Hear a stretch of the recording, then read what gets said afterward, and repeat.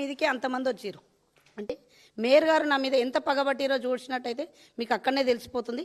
కాబట్టి మేయర్ గారు ఖబర్దార్, ఇప్పటిదాకా మీరు చూసి ఎట్లా పడితే అట్లా నోటికి వచ్చినట్టు మాట్లాడారు. మీరు కూడా మా బీఆర్ఎస్ నుంచి గెలిచినలే, మేమందరం ఎన్నుకుంటే మీరు మేయర్ అయ్యారు. అంతేగాని నోటుకొచ్చినట్టు నోటి దూలు ఎట్లా ఉంటే అట్లా మాట్లాడితే ఊకునేది లేదు. ఇప్పటిదాకా ఊకున్నాము. నీకు అంత చేతనైతే నువ్వు రిజన్ ఇచ్చి కాంగ్రెస్లో గెలిచి మాట్లాడాలి. అంతేగాని పిచ్చి పిచ్చి కూతలు ఊస్తే మంచిగా ఉండదు. మేము ఎన్నిసార్లు చేయలేతినా మా ప్రాబ్లమ్స్ గురించి మాట్లాడదామన్నా కానీ మీరు ఒక్కసారి కూడా మాకు మైక్ ఇవ్వలేని పరిస్థితిలో ఉన్నారు. మేము అక్కడ అన్నది మీరు ఎందుకు చూపిస్తలేరు? మీరు మాట్లాడిందే మీరు ఎందుకు మైక్ చూపిస్తున్నారు? ఎందుకు ట్రోల్ చేస్తున్నారు? మీరు ఎంత ట్రోల్ చేసినా మాకు ఏం కాదు. ప్రజలే మీకు ఆ కామెంట్స్లో బుద్ధి చెప్పారు కాబట్టి మీరు ఇంకా తెలివి తెచ్చుకోవాలా. అంతేగాని ఇంకొకసారి మమ్మల్ని ఏమైనా అంటే మాత్రం మా బీఆర్ఎస్ కార్పొరేటర్లను కానీ మా వాళ్ళని ఎవరిని ఏమన్నా కానీ మేము ఊకునే ప్రసక్తి కాదు. ఇంకోటి, మేము అక్కడ పోయింది ల్యాండ్స్ గురించి మాట్లాడుతుంటే మీకు వచ్చిన సమస్య ఏంటిది?